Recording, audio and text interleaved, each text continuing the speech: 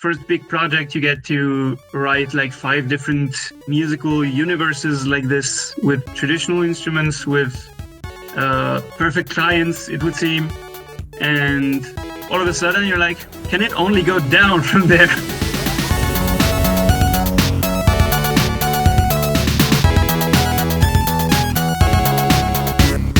What's up, everybody? Welcome back to the Audiophiles podcast. I'm Malik, one of your co-hosts, and I'm joined here today with Knox, one of the smartest experts in the business music field there is. We were so lucky to have Thomas Brunet, the composer for Chants of Sennaar, Chants of Sennaar, which we covered back in episode 2. Oh yeah, just a few weeks ago. It was so great to have him on. So we replied to his comment and we said, do you want to talk about your work on the show a bit? And we're so excited to show it with you. This is the first episode of the new Audiophiles series, Composer Spotlight. We're going to talk about their process, we're going to talk about their work, but we're also crucially going to get to know them as a person, direct from the horse's mouth themselves. We still use that analogy, by the way? Horse's mouth? I feel like I mixed up a metaphor there. No, horses don't talk anymore. We get to hear a lot about his process creating the music, his inspirations, his guidelines in the creation of the music, but we also get a more behind the scenes look at how he gets the job, how he looks at the music business as a whole, what are some of the technical barriers and some of the technical advantages involved in being a game composer today. Like we said, this is a follow-up to episode 2, Chants of Sennaar. We did a track-by-track analysis. When we played it, we found it to be a straightforward, simple, but very deep in its singular mechanic of solving puzzles by deducing a foreign language in the game. That's right. It's capturing the feeling of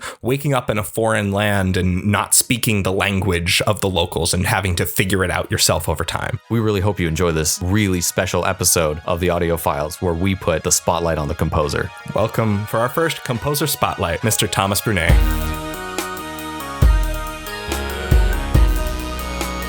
Yeah, as I was saying, I think this perspective is really important, and we sure have a lot to gain from just talking about music in games. A lot of people ask questions because they generally don't know what we're doing, and I'm guessing also as a session singer, a lot of people will never imagine what you're doing in LA, like what's your daily job.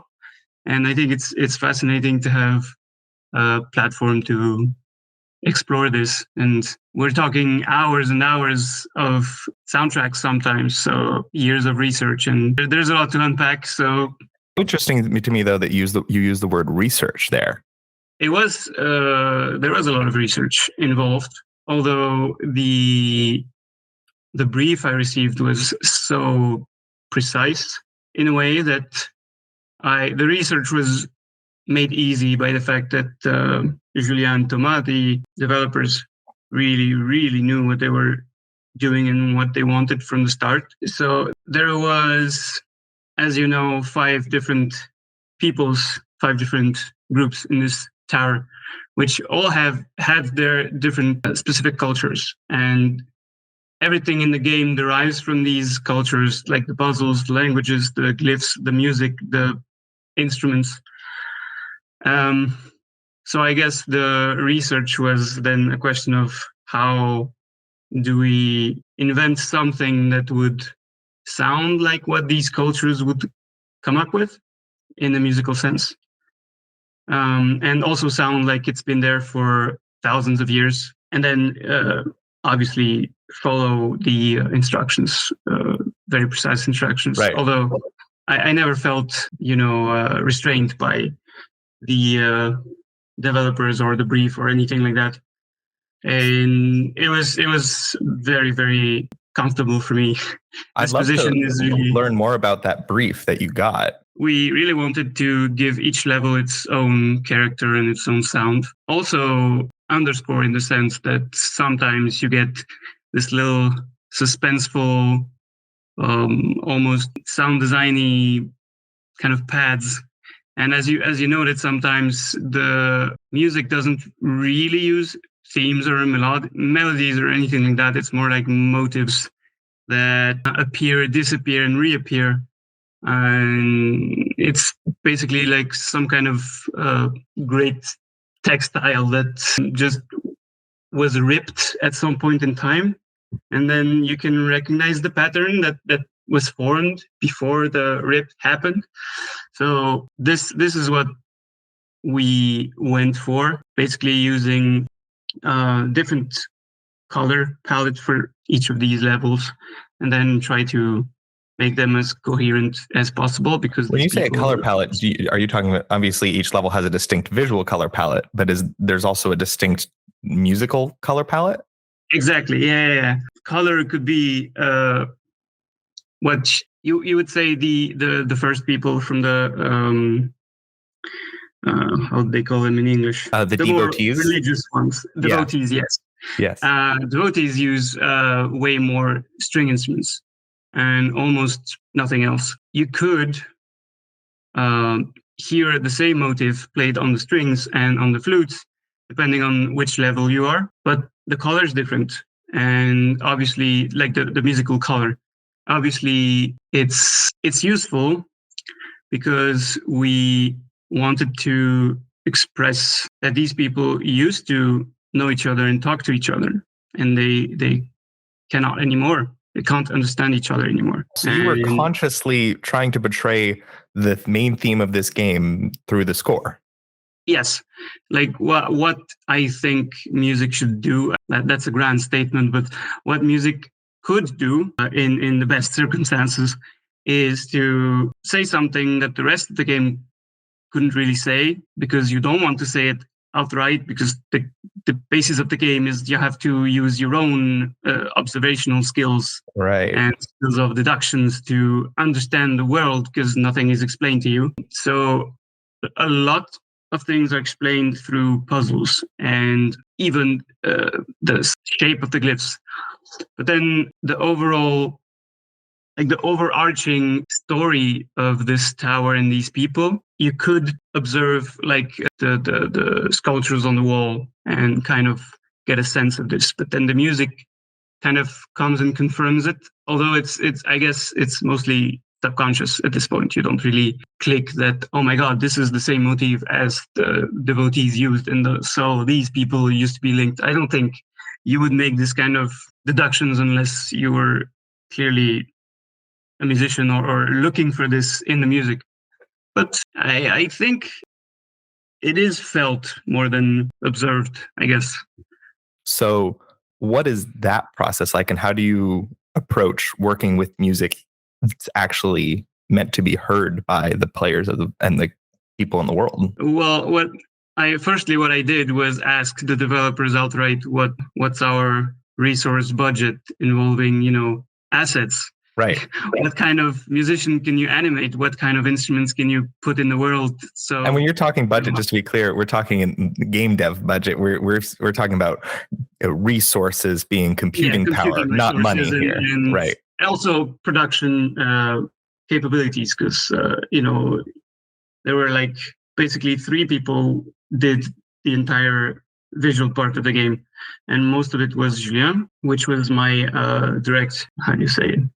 Contact. He was my boss in terms of musical composition. So, sorry to sidebar on this for a second, but I wanted to know, what was your process? How did you come to get this job? How did you get connected with Julien? And what was your role? Are you part of the studio, or is it just a contract basis? Or So I am a freelancer. I think you would be hard-pressed to find a lot of in-house composers. Like, I know Riot has some. Bungie used to have a composer. But then the huge majority of us are freelance.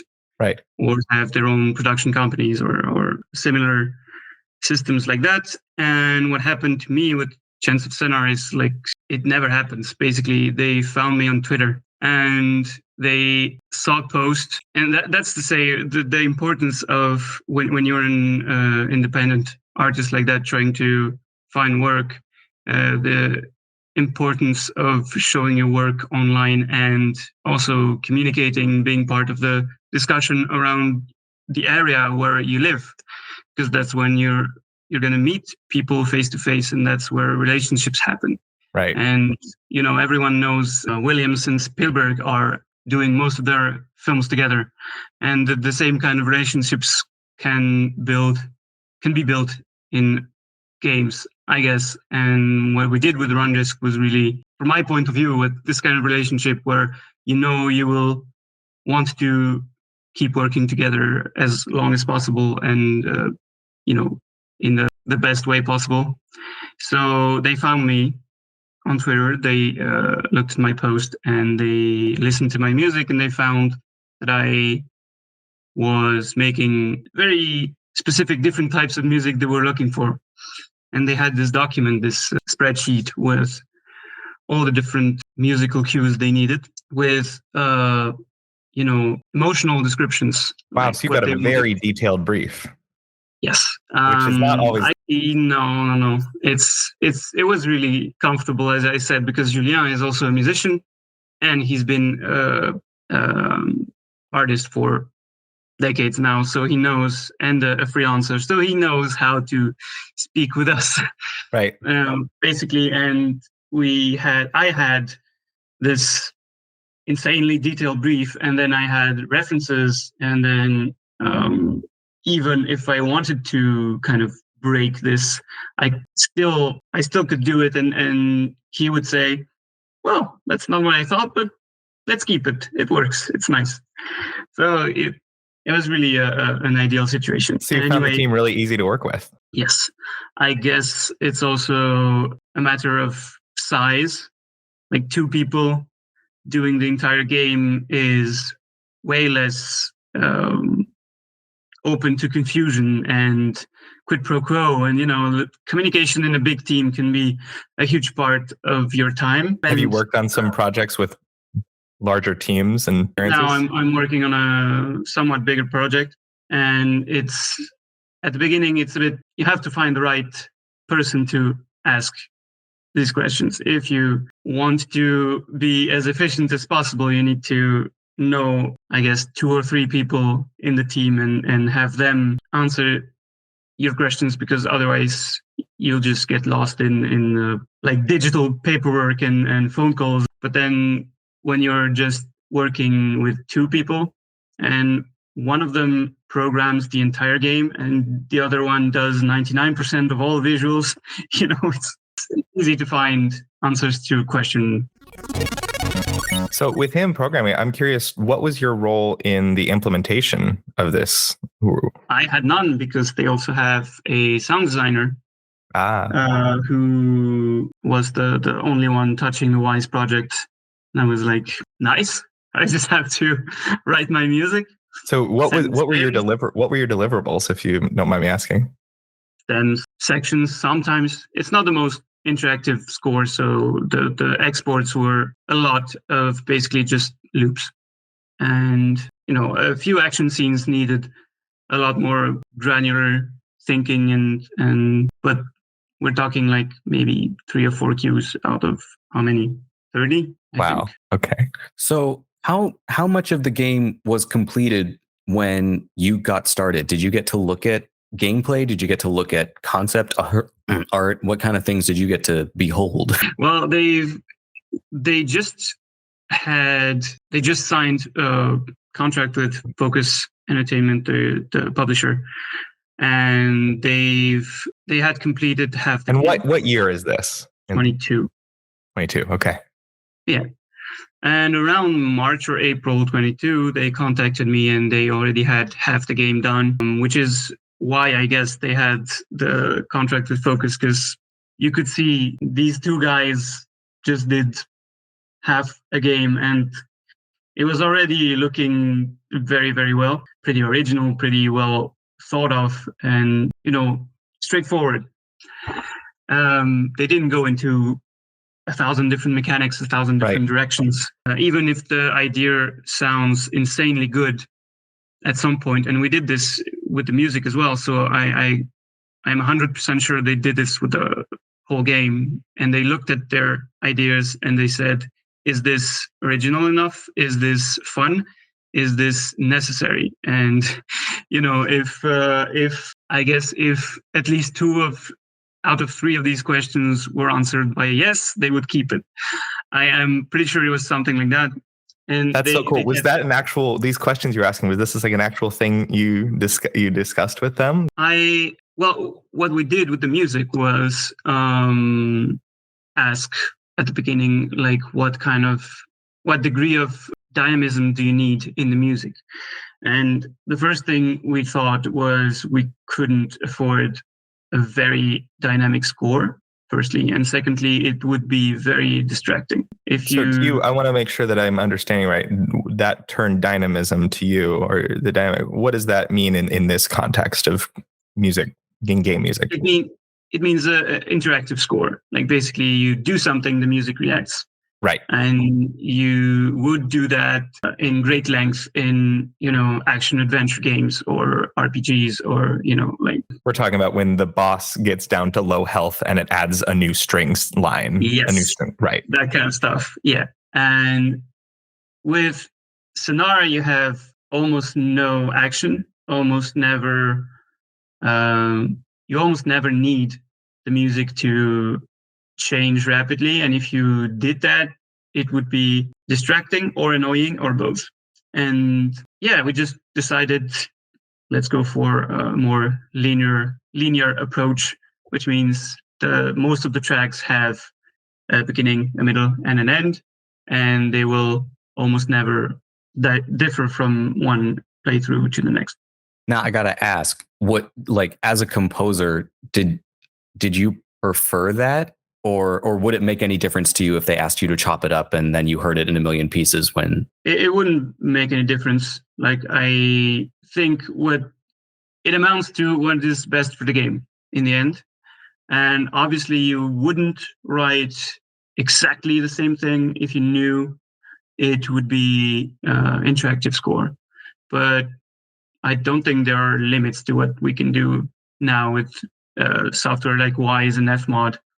Well, so what differences would you make if they asked for an extremely interactive score? What would you have done differently? Well, I would have thought out in advance what type of interactive score we needed, because you can easily do a horizontal approach where you skip from one section to the next and transitioning inside the timeline, from section A to section B at a given point, and section A loops until you've reached the transition point. So that would be the horizontal approach. And I guess it's not very different from linear composing. And then you have the vertical approach where layers can appear and disappear. Like you were saying, the boss is 30% life and you have a new string line because it enters phase 2 of the fight or whatever. Right. And there's a million other possibilities, like you could choose to EQ some part of the strings if something happened in the game, and you have to take this into account. But if you don't need interactive music, and I guess most games would probably need some level of this, except for puzzle games and really atmospheric stuff. Not as atmospheric, that's not the word. Sennaar is a lot of meditation, basically. And you have to interesting. Concentrate as a player on what you're doing. You have to think, though. Basically, what you do in this game, you don't have an axe, you don't have a sword, you don't have fireballs, you have your brain. And you have to think to get out of this tower and get up. So if you, like, for instance, when you enter a new zone or go back to the previous zone and the music were to change every time you do that, firstly, you would have to wait, 1 bar, 2 bars, 2.5 bars for the music to change. And if you do that quickly enough, then it's just the jumble in your ears and you're just going to open the menu and put the music volume to 0. And that's what we wanted to avoid like the plague. And we're also obviously gamers, and we've all felt this, where I love this music, it's amazing, but this is now the 80th time I've listened to it and I can't bear it anymore and I'm just going to cut it.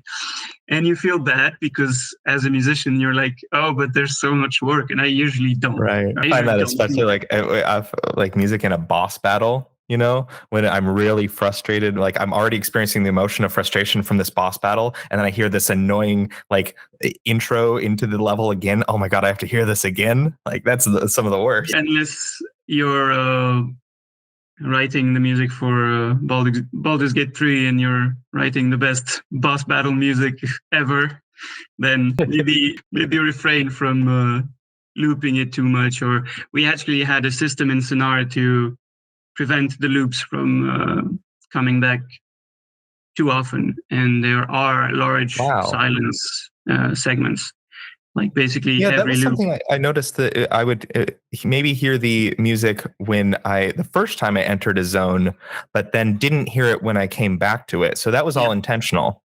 Yeah, exactly. We had this system where we would think about how long does the player need to stay in one zone, you know, and it's dependent on the number of puzzles and the complexity of puzzles. And also how many times they need to backtrack to complete the game. And we would decide then what the music would do if you would leave the area and come back. And sometimes the music just keeps playing at volume 0. So when you come back, it fades in and it's not the beginning, it's the middle, because the track kept progressing. Or sometimes. Wait, so you're saying it's still playing? It's still playing, but it's playing at volume 0. Actually, it just kept into memory. The playhead basically on this file would be the same spot when you would come back. Wow. And sometimes it just went back to the beginning of the track. And we also had a limit on the number of loops you could trigger, because you don't want to be like in the third level. That's where you've already translated 2 languages. So all the mechanics are known to you and we can just leave you out in the open. And the third level is a really big one, and almost that's the bards, right? Yeah. The bards level is a very open one, in contrast to the first 2 levels, which there were a lot of compartments and a lot of invisible gates that were actually puzzles you need to solve to progress. And level 3, you can explore almost all of it without necessarily solving puzzles or understanding glyphs, which means I remember finding it a little bit overwhelming when I arrived at that level, and I suddenly I didn't feel as directed.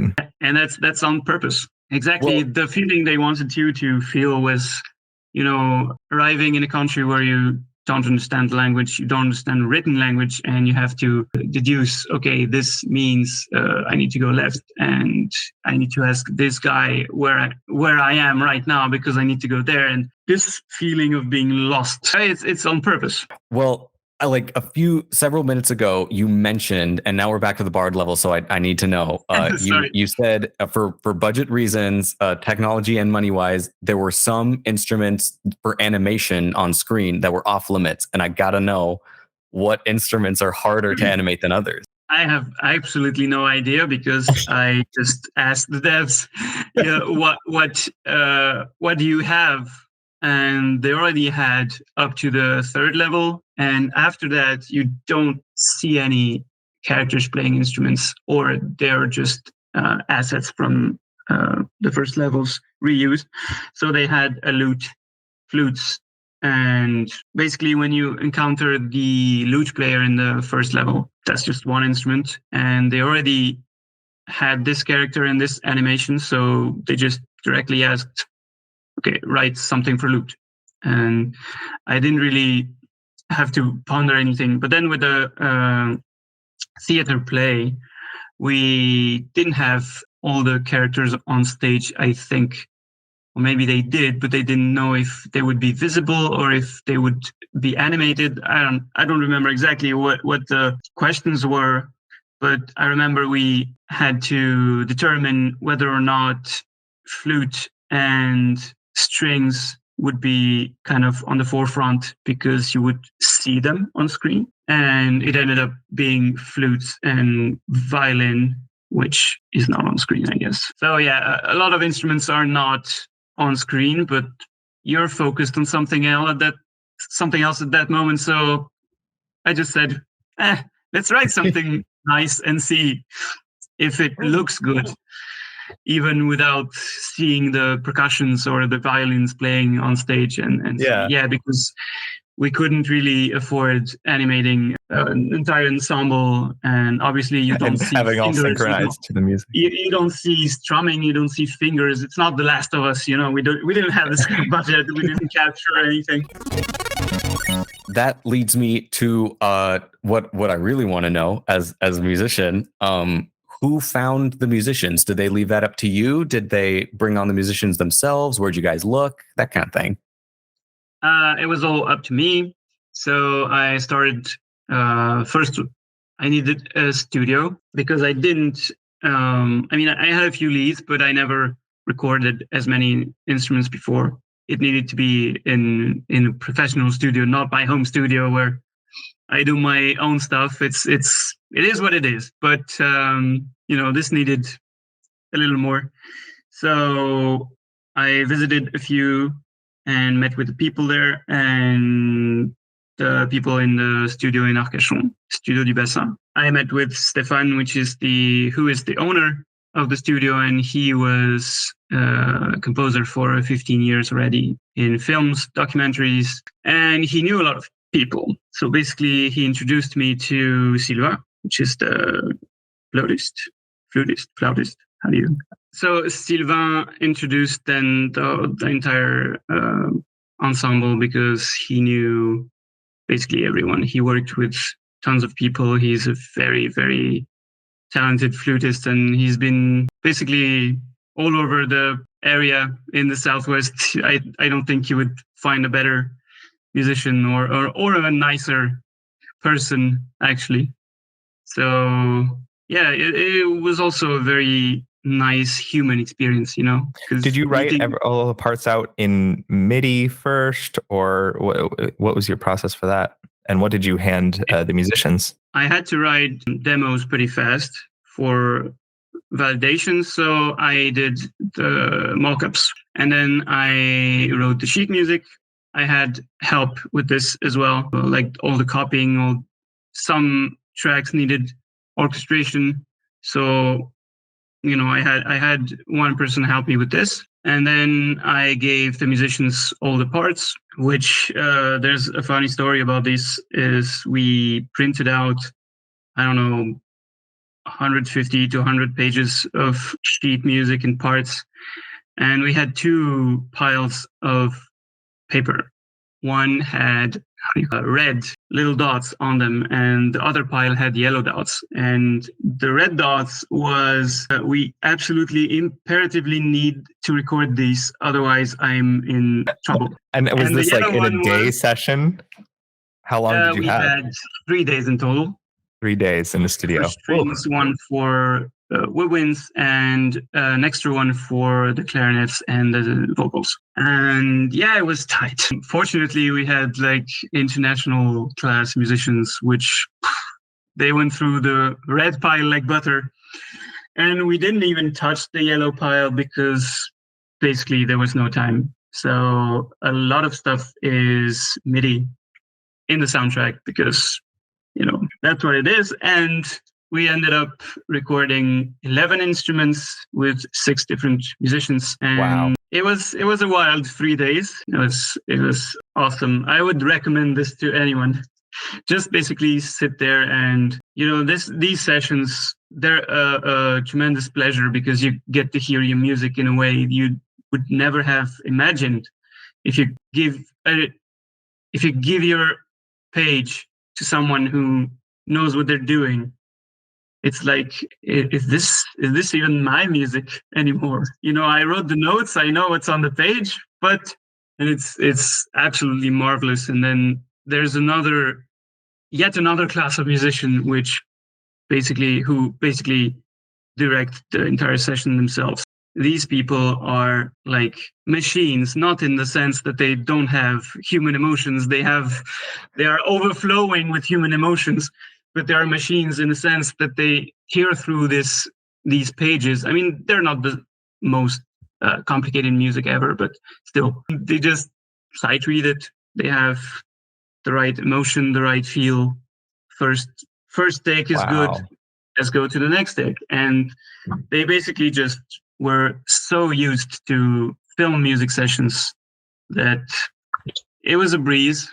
Although if you had asked me at that time, I would have said I'm about to crumble into pieces with stress and worry. But now I'm like, yeah, it was awesome. Would you say it's normal for the composer to get to sit in on these sessions, or were you a lucky few? You know, I would say I would not understand the composer not wanting to be at these sessions unless they're remote. But then you would still, there's no way you would not want to be there, and you need to be there because you are responsible for the output. It's not the musicians, it's not the engineers, it's you, the composer, that deliver it. At the end of the day, you're responsible for everything. So it's as much a duty as it is a pleasure. And what pleasure! I mean, I would gladly pay to do this again. That's amazing. Well, did you need to when you were in the studio, were there things that you heard that you were like, this doesn't work? Or were you things that like, oh, I got to add this or anything like that? Or was it exactly the way you were hoping to turn out the first swing? Most of the takes were really good. Like the first takes were usually really good. And then we recorded strings together. So one violin, one cello, and they were in separate rooms, but they could still hear each other. And they would just sight read one take and then lay down their instrument and say, were you not a little bit low on that E flat at measure 39? And I'm like, what are you doing? I mean, I would understand sight reading perfectly, although it's kind of black magic, but I would understand. I know that you can achieve this with practice and decades of practice. And I would understand listening intently and saying, oh, that E flat measure 39 is too flat. But then doing both at the same time, I was like, man, these people are magicians. Well, that's so incredible to me, especially because what you were asking them to do was probably more than there was definitely like some extended technique I noticed on some of these instruments. Like the flautist, I don't know what terms you would use, but like the blowing out sound Well, I didn't. Some of them I wrote down on the page, and the orchestrator helped me with the, how to communicate this on the page to the musician. But other times it was just, as you said, improvised. Like, oh, what about we tried more air in the flute?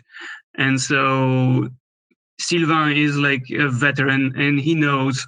When people say more air in the flute, he knows what the technique is, even though, you might just say that like this.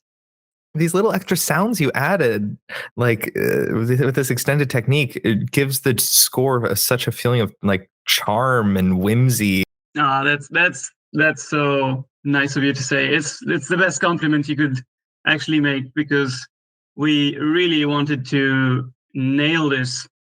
And obviously, I didn't want to be the weakest link in the game, so to speak. So I really tried to, get in the mold of this universe.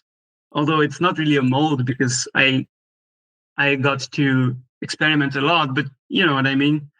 In the fact that we had only modern instruments in the studio meant we were kind of not forced. Nothing is mandatory there. It's music, so we do what we want. But we also needed real folks, players, to associate this music with really old age, and it needed to sound ancient. And the way to do it is usually with unusual techniques or extended techniques, which means maybe not using vibrato at all, in the strings, or adding more air in the flutes, or singing in such a way that these instruments are so, modern instruments are so perfectly tailored for a pure sound, like the violin, for example, has been refined for centuries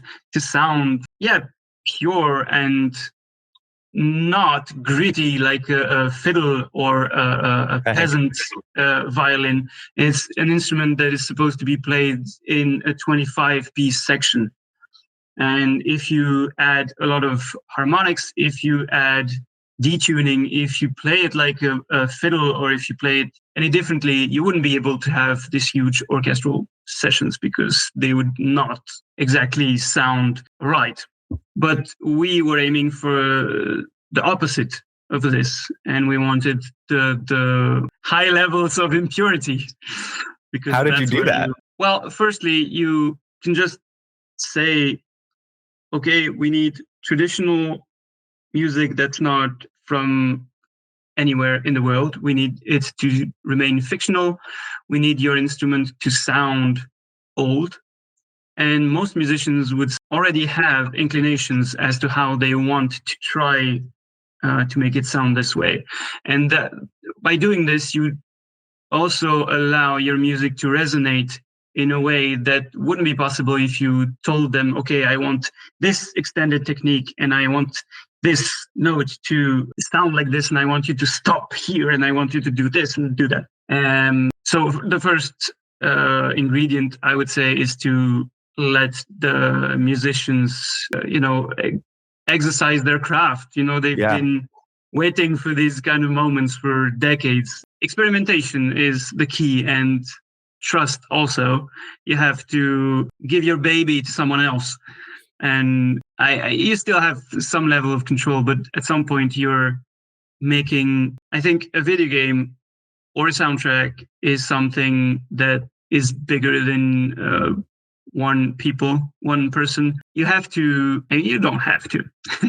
Nothing's mandatory. But I mean, it would seem to me like a great shame to not have lived through this incredible experience working with a team and with musicians that are like, on my own, I would never have made half of this because, I'm not a cellist.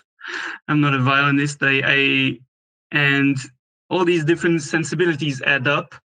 If you have kind of the same vision, it will, I guess, end up being something that people feel is genuine.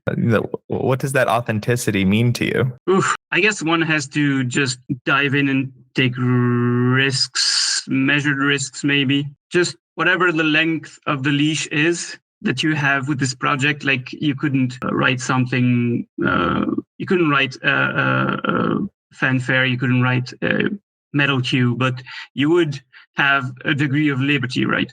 So you need to explore this and try to expand the boundaries of what this freedom is, and just not try to imitate or innovate at any cost. Just try to make what's best for the game.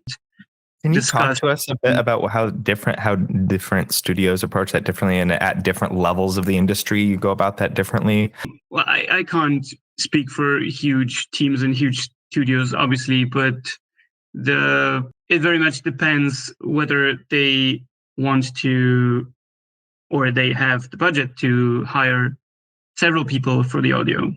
And what I've witnessed is either the person in charge of sound design will also implement the music because they already implement the sounds. So they are the ones with the most level of expertise, like the highest level of expertise with softwares like Wise and Fmod we use to implement music in games. Composers don't usually have the same level of mastery over these tools, but some of them do, and really well. So it also happens that you implement your own music frequently, and then you have unicorns who also do everything. And that would be really small teams because they want the whole package for less money because they don't have the resources to hire a composer, a sound designer, and so on. Yeah. Ultimately, I don't think it matters to the studios if you do everything yourself or if someone else does, as long as everyone is on the same page. And again, if you don't know how game music works, you won't be on the same page. It is the middle of the show, and you know what that means. Time for the prom. We'll do the prom.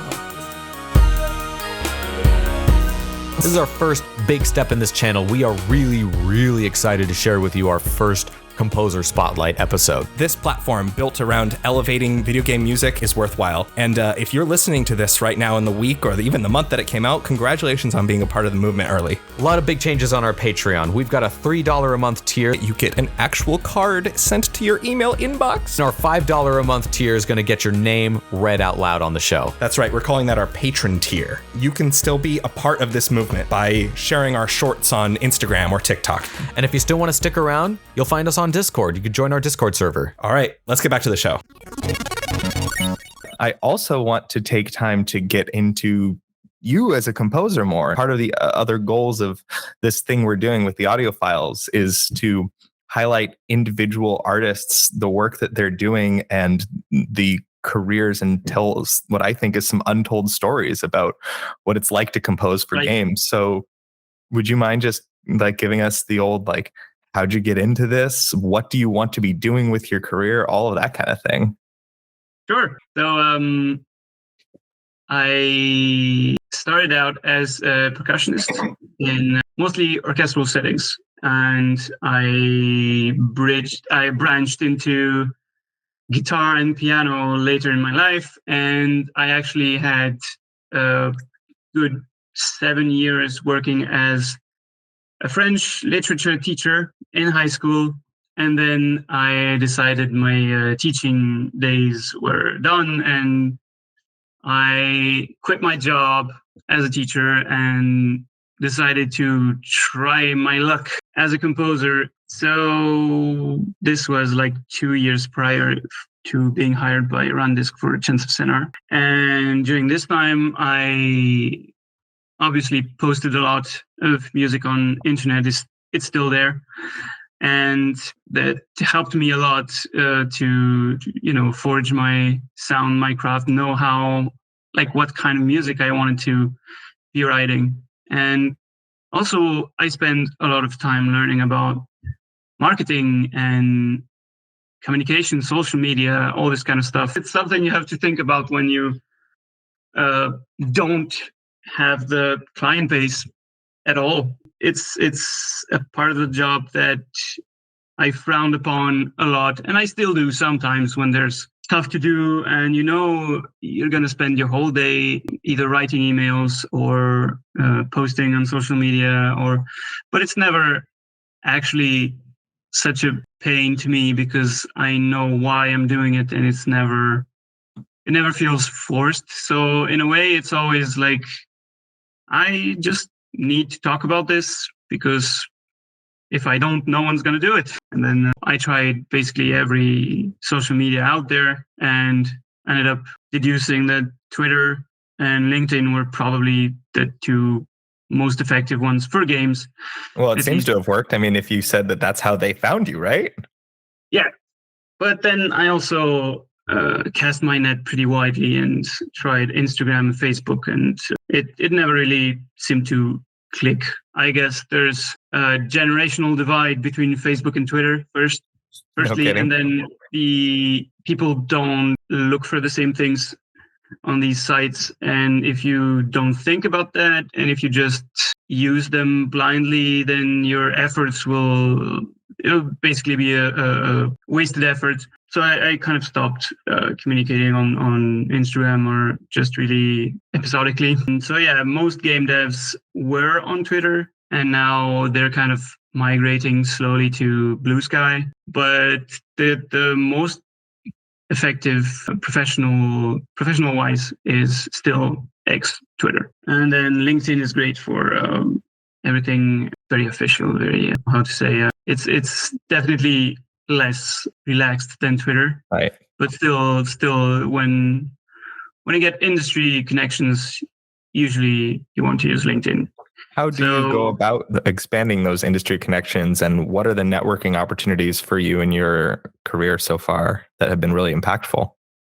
I think I've been very lucky with this because Sennaar has had a huge repercussion on my life and my career already. So I've really seldom had to reach out to people, and it was usually the other way around. I don't know if I'm right to do this, but I've had already huge opportunities coming my way thanks to both the game and its reception, and also the way I am easily found, I guess, online. If you type Chants of Sennaar soundtrack, if you type my name, you can find me and my music and my basic contacts, and that's basically all you care about. Is people will find an email address or a contact form or a social media link, and they will find online players for your music, and that's the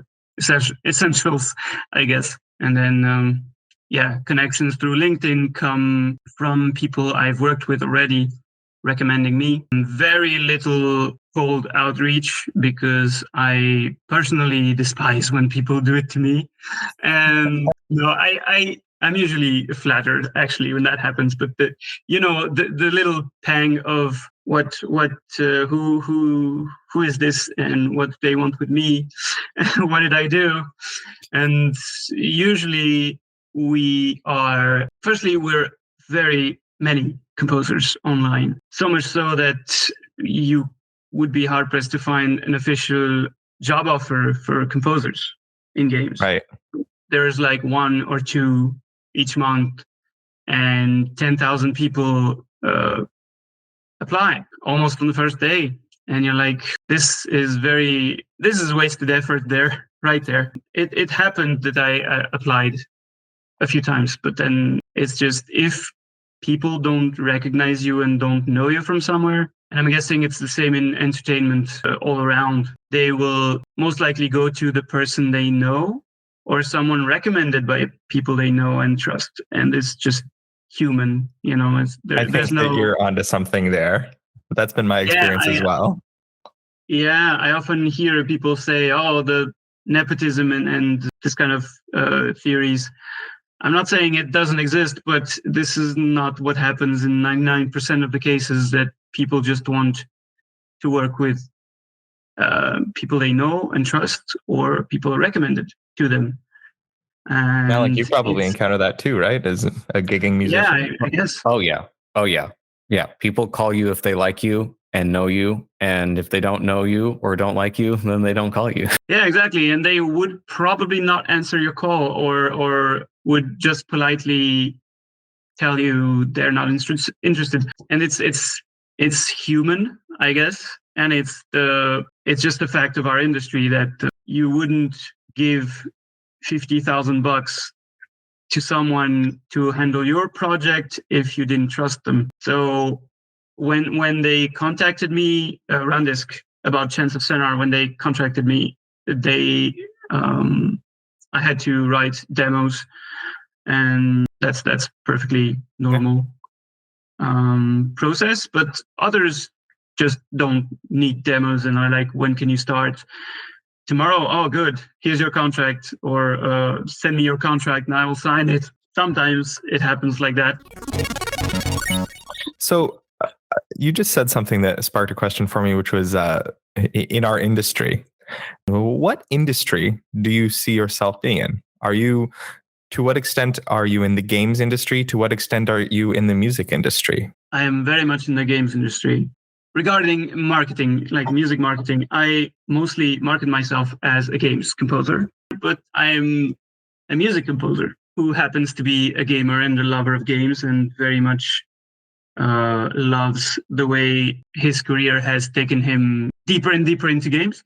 So I'm not saying I wouldn't write music outside of games, but my it's just the way things happened that I do have a love of games, and I guess I directed my efforts towards game music, but it wasn't a conscious effort of saying I want to be a game composer. I'd say I would have favored this if I had a choice, but then it's very complicated in France to be just a music composer.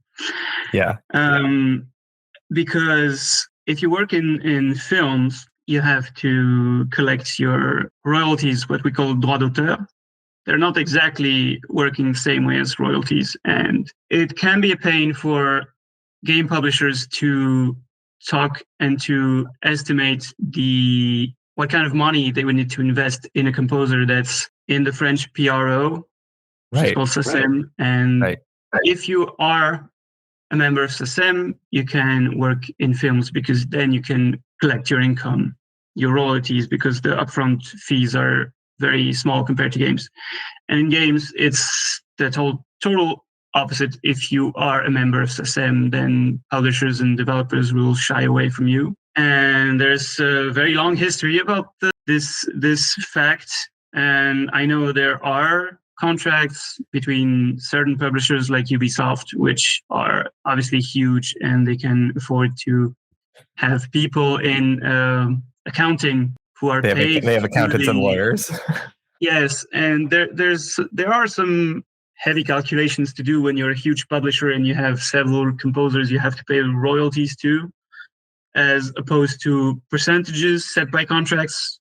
For instance, as I understand it, American law is very much what you get is what you write down on your contract. Yes, there's an agreed split. Yes. In France, the law kind of states that some, like TV, for example, they all pay rights to the PROs. And so just to be clear, we're talking about publishing rights here, not the sound recording rights. Is that split up as separately in France as it is in the US? Yeah, exactly. Yeah. Some like recording rights will belong to the person paying for the recording. But then by the way, I'm just curious as a side note, who owns the masters to Chants? Rundisk. Rundisk, the masters. Yeah. Yes. And as long as you have a trusting relationship, it doesn't really matter who owns them, because you're gonna, if I wanted to, for example, extend the soundtrack and do a second album with the remaining tracks that are in the game but not on the album, and I had the funds to do it, I just know they would say, oh yeah, do it. Because so do you retain your publishing? Nope. So by that I mean the actual composition copyright. Do you retain that?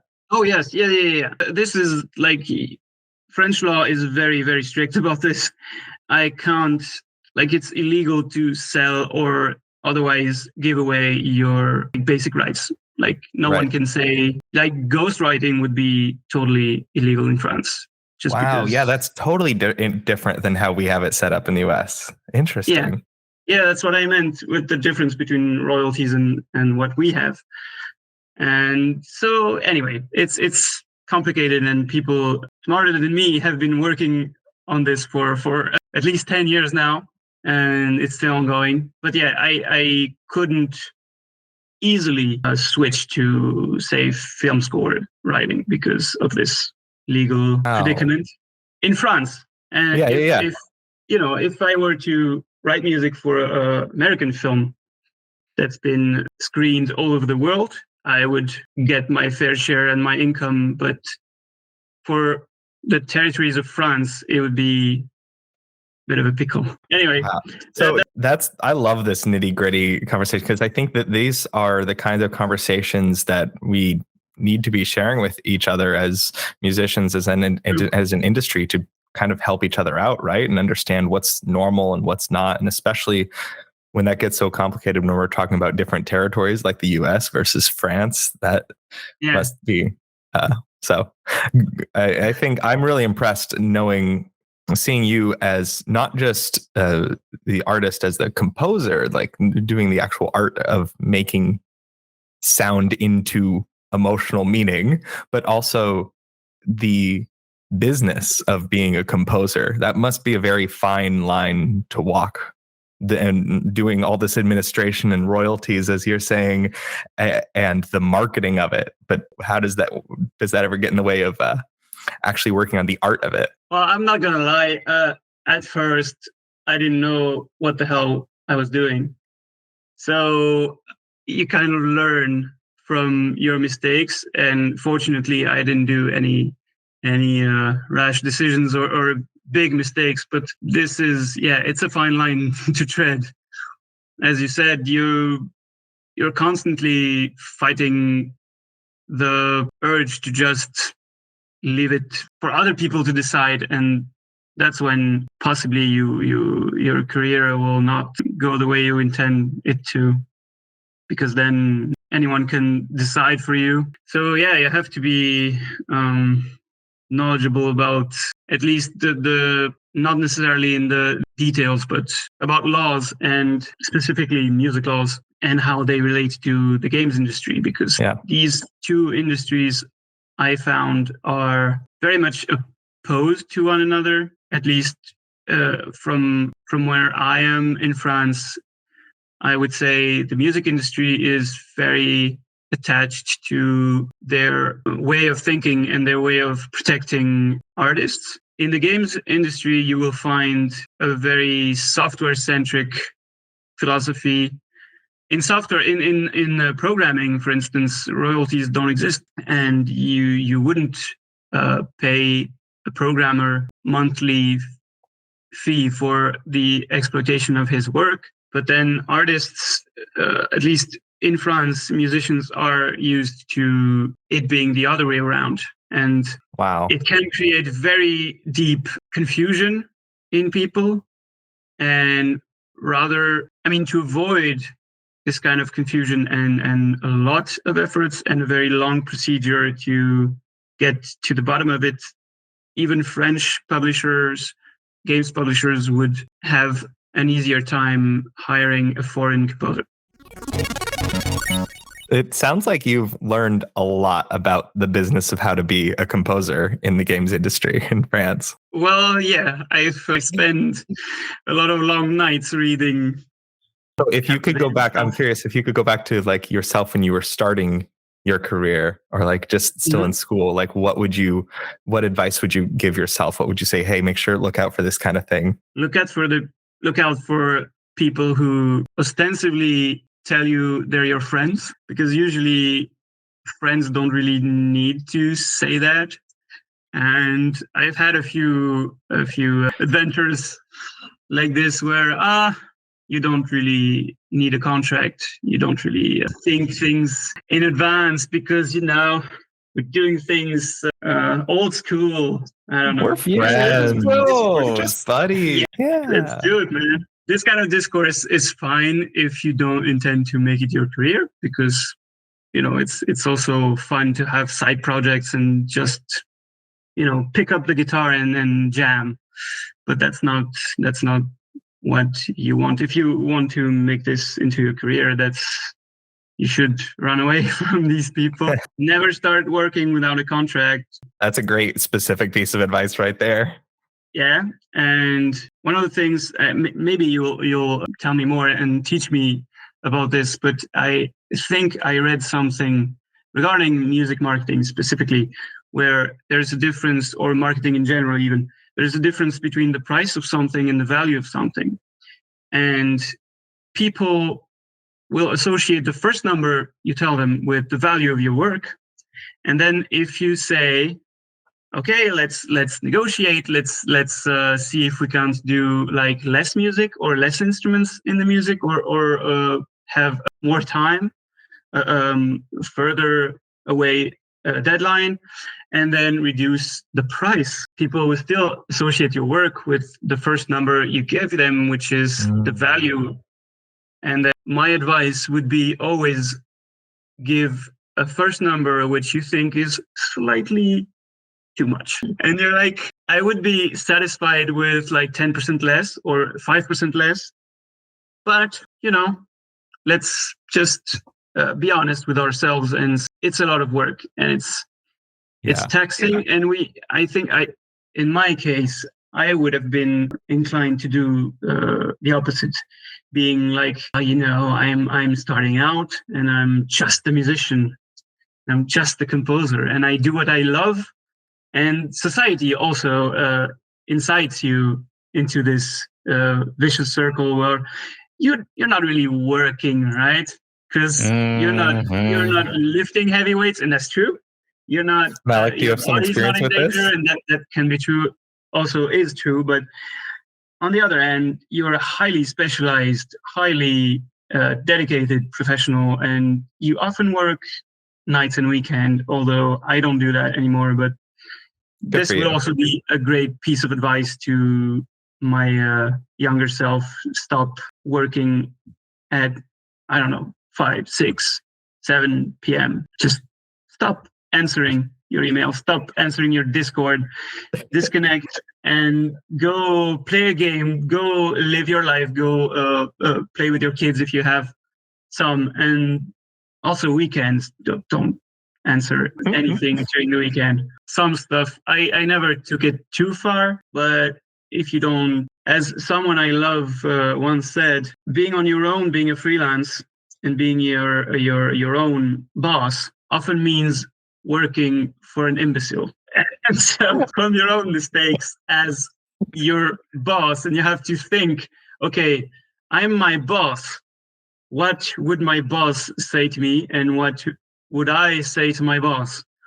And then if these two people can find a right compromise, then you're probably on the right track. But don't neglect mental health. Don't neglect sleep. Yeah, you see a lot of people being really proud of not sleeping or working late, and I can understand why they would do it. In America, I don't know if how much this is slang, but like we say hustle culture a lot. Yes. Right. Like against the idea of hustle culture. I'm not disparaging people doing it, because I can totally understand the amount of work coming your way, and there's no humanly possible way to do it without hiring an entire new team. So you have to hustle, and it's not by choice, I imagine. But then you also kind of get into the rhythm of it, and the more you say yes, the less you can say no. Yeah. And people get used to it. So it's when people respect your boundaries, they can be your friends, because this is an industry where everyone is passionate, and they really want to make the best possible work of art. I really don't agree with people saying, "Oh my God, devs are lazy, and devs have an agenda or whatever." They just want to make a great game. Yeah. And they want to do it while retaining their mental health and social lives. What is next for you? I know you obviously you can't talk about whatever projects you're working on currently, but long term in your career as a composer, what kind of projects do you want to be working on? What do you want to do? And how are you setting yourself up for that right now?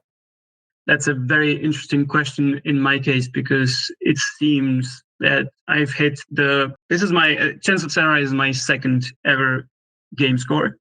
It's the first actually, developed score. Previous one was 15 minutes long. So this is essentially my first. And how many minutes was Chants? 82.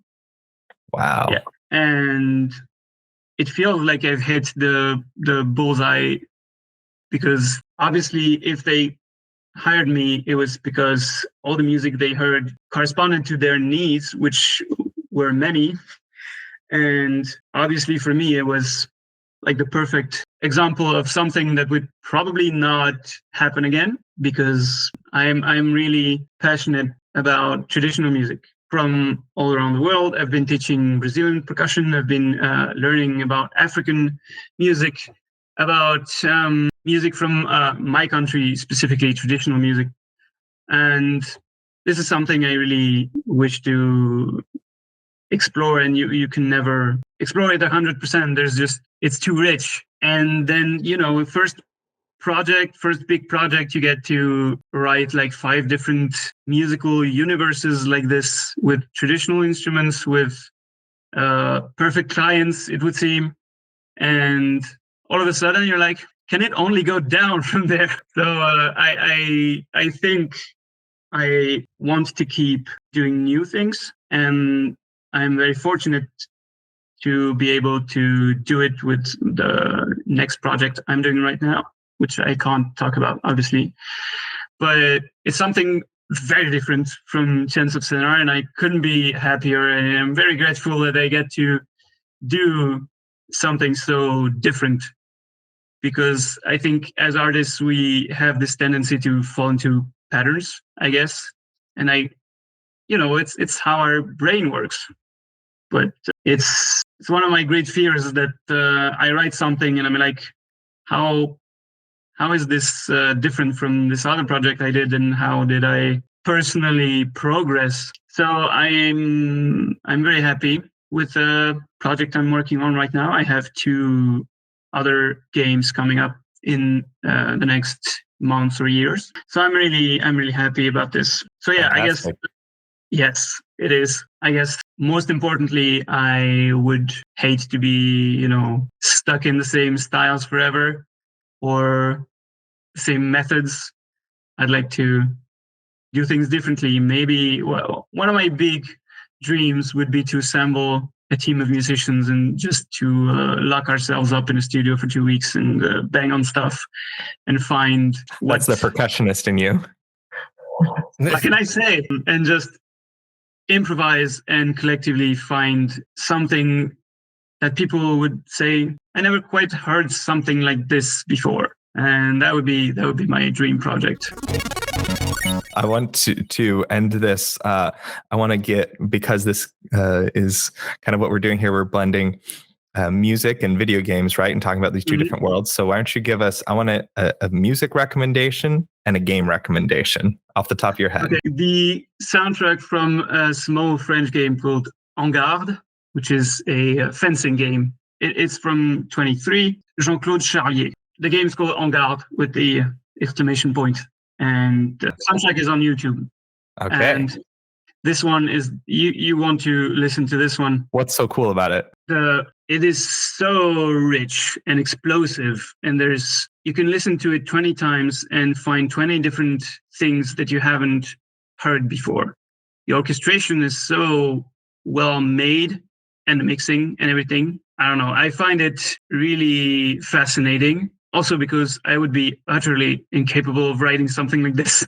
So that might be why. The other piece would be from The Witcher 3, which is arguably the game that don't need more people talking about it, but it's one of these. And I remembered in the few interviews I gave, I didn't talk about The Witcher 3 and how it influenced me, which is a grave mistake, which I am repairing today, because it did really strike me. This is an area that I didn't really explore musically, Eastern Europe just a little bit, but then the whole Slavic part of the continent and the culture around this. And obviously Witcher 3 is one of the games that represent it so well, because it has all this literary material behind it. And the music is extraordinary. And that's what they did, what I just said. They went into a studio with a band called Percival Schuttenbach, which is the name of the character in the books. And they just not banged, but strummed and bowed on stuff. And they just wrote incredible music. I think there were 2 composers, Polish composers, if I'm not mistaken.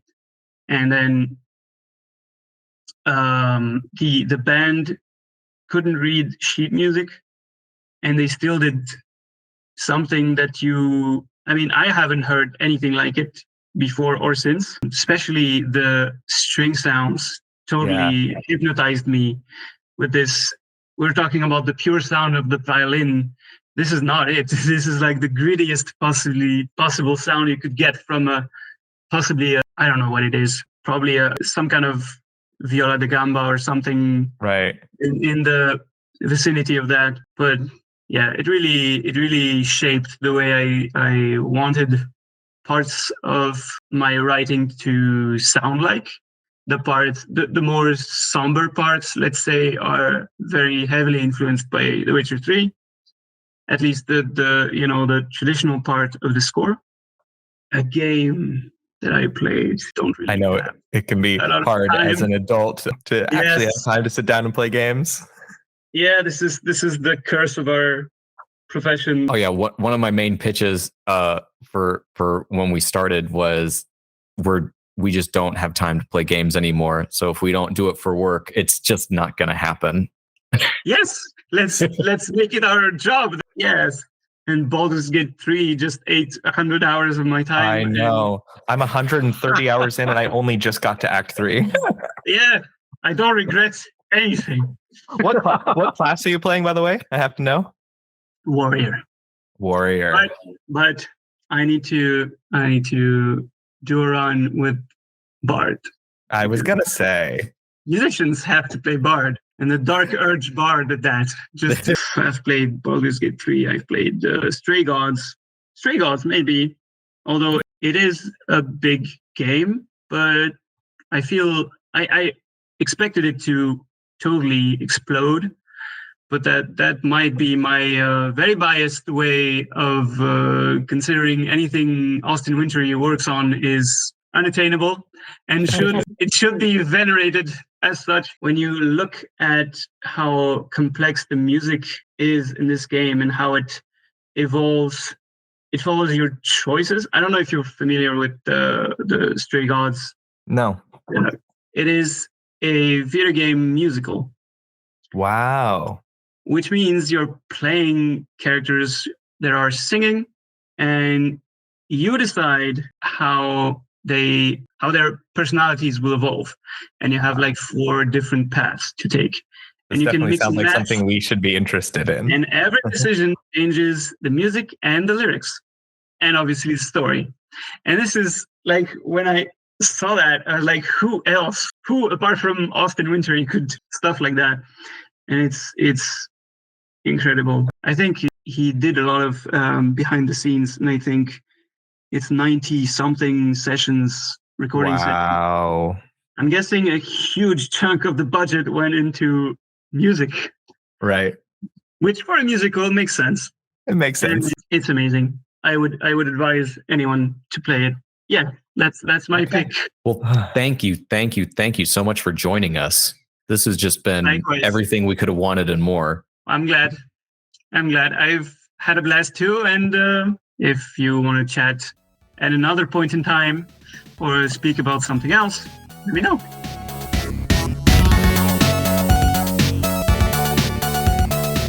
What a fun interview that was. I learned so much about music and video games that I really didn't expect to know. Thank you again, Mr. Brunet, for hanging out with us. That was so much fun. What's next for the audio files?